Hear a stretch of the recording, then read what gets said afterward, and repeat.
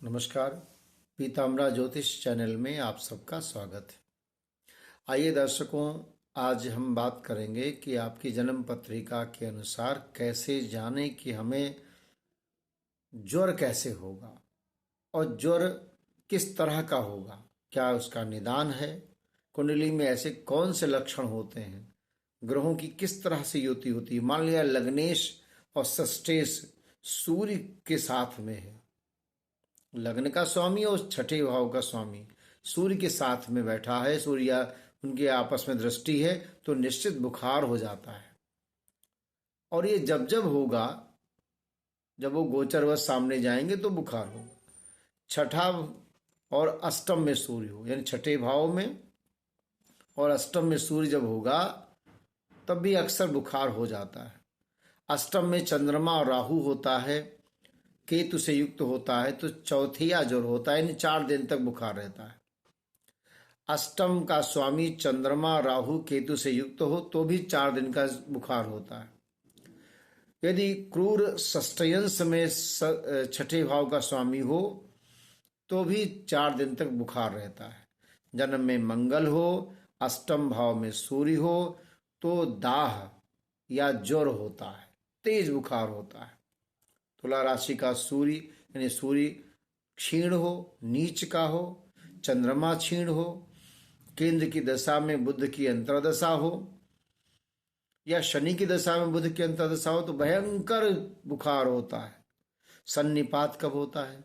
द्वितीय का भाव में चंद्रमा हो तो शीत संबंधी रोग सन्निपात होता है। दूसरे भाव में राहु चंद्रमा हो, राहु चंद्रमा एक साथ बैठा हो तो भी सन्निपात दोष हो जाता है। गुरु बुध शुक्र अष्टम में हो तो 21वें वर्ष में त्रिदोष होता है। अब त्रिदोष का वात पित्त कफ तीनों हो जाता है, बहुत पसीना आता है। चंद्रमा द्वितीय और अष्टम में हो तो बहुत ज्यादा पसीना आता है। दुर्गंध देह कब होती है? तब दशम में मंगल बुध से युक्त हो, दशम भाव में मंगल बुध हो तो शरीर में दुर्गंध ज्यादा आती है। दाह शरीर में कब होता है? जब प्रथम भाव में मंगल, चतुर्थ में सूर्य हो तो दाह रोग होता है। पित्त विकार कब होता है? जब प्रथम भाव और छठे भाव का स्वामी बुध से युक्त हो तो पित्त रोग हो जाता है। वात विकार कब होता है?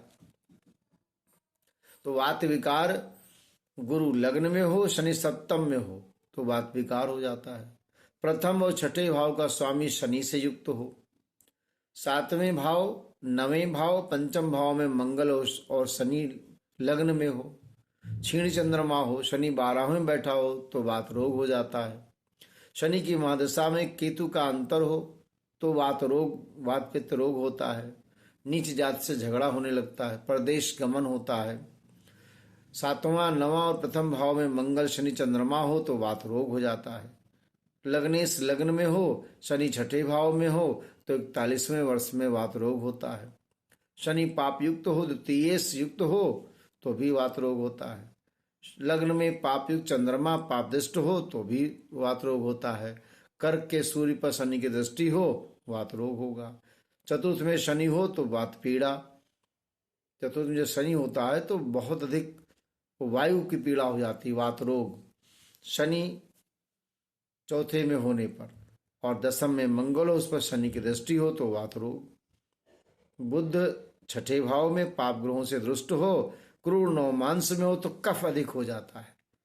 तो ये अपनी कुंडली में देख करके कि ये ग्रह कमजोर हैं तो ये रोग हो जाएगा, आप उसका निदान कर सकते हैं, आप रोगों से बच सकते हैं। जय श्री राम।